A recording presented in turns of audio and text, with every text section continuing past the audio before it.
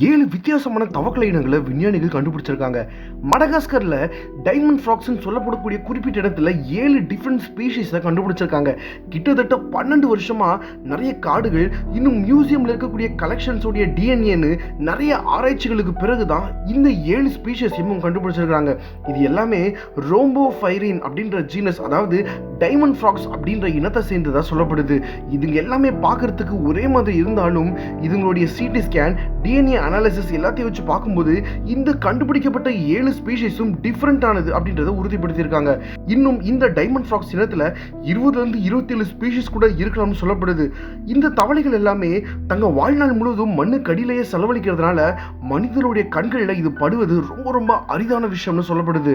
Madagascar பூமியோடைய ரொம்ப ரிச்சஸ்டான biodiversity கொண்டிருக்கிறதுனால இன்னும் இந்த மாதிரி நிறைய கண்டுபிடிக்கப்படாத ஸ்பீஷீஸ் இங்கே இருக்கலாம்னு நம்பப்படுது.